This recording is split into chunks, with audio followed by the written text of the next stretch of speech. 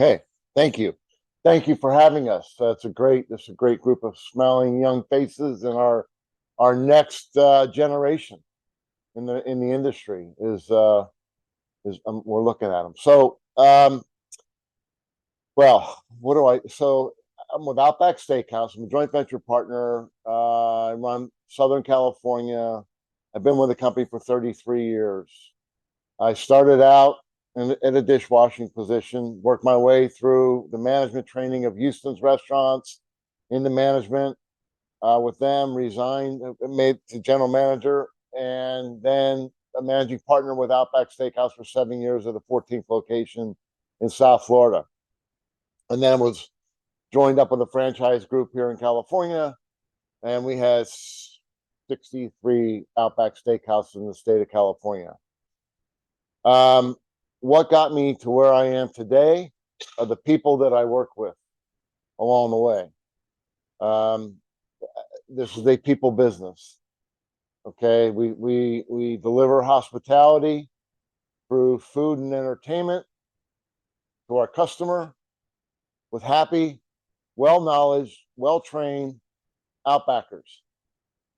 And truly, that's who gets the customer back in the door, right? So my job, and how do I get to where, again, it's the people that I've surrounded myself with, the people that have helped me get to where I am today. Am I answering your question? Yes. Okay. So that's it. That's it in a nutshell. And I don't, if it's hotels, if it's restaurants, your number one asset, and this Mariah will tell you in a heartbeat because she is the chief people officer, is people. We're in a people business. We're not selling widgets. We're selling hospitality. Well, be the best you can be at whatever position you're in. And as you are, you'll be recognized and you'll advance. And continue to develop people. So I can't stress that enough. I think that, again, over time, you make your environment as one restaurant, whether you're a server, whether you're the manager, or so on, you're going to keep continuing to advance if that's your aspiration. Some people just want to be a manager the rest of their lives. That's great. We need those great people too. They don't want the responsibility of being a general manager or managing partner of a restaurant. That's fine. That's okay. Just make it the best you can be every single day and be happy. Love what you're doing. There's two sides to this. You either love it or you hate it. And sorry, my phone's ringing. You love or you hate it. There's no in between. So figure out how you're going to love it all the time and figure out how to rally your people to love it with you along the way, and you'll advance. You'll get there. Don't worry about the P&L.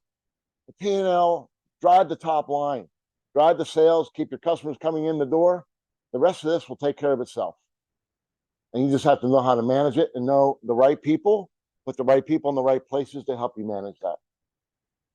Oh, that's one of my passions in this industry, and the company and the culture that we have with Outback Steakhouse is very strong to giving back, just like Lazy Dog is, you'll hear about in a minute. But the things that we were able to do along the way, I was a chairman of a muscular dystrophy golf tournament for 20 years, raised about $1.8 million over those years.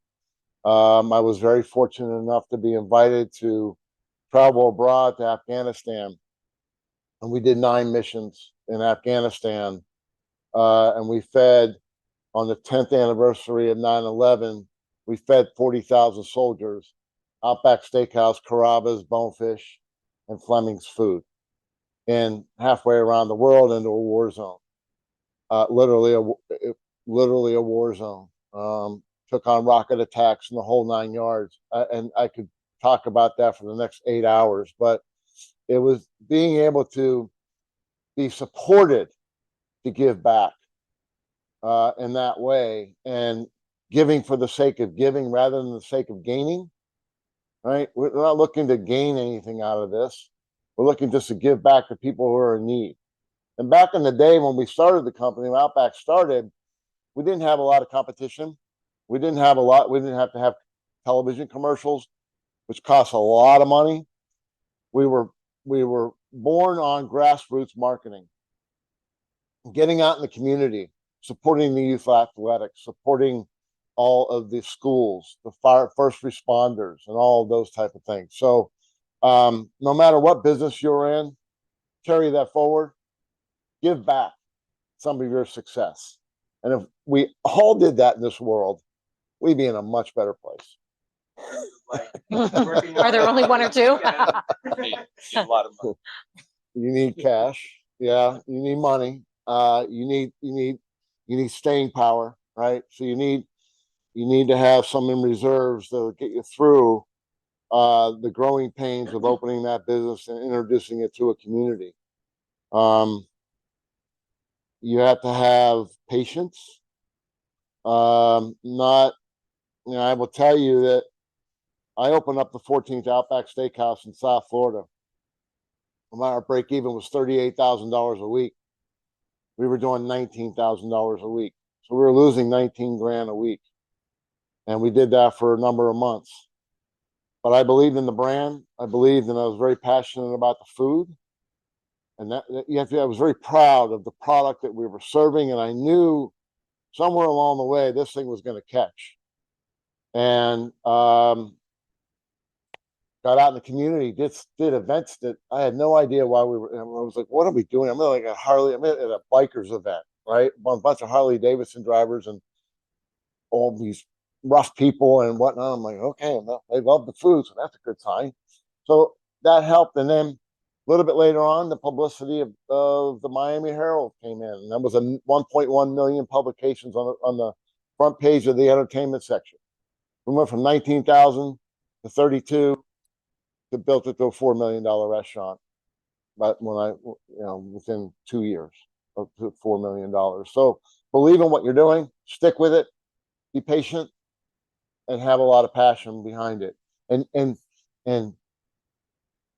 share that passion with your team, and expect something back from them as well. Right? You got to hold them accountable for giving back to you to help you grow this business, and then everyone's successful. Thank you very much. You're welcome.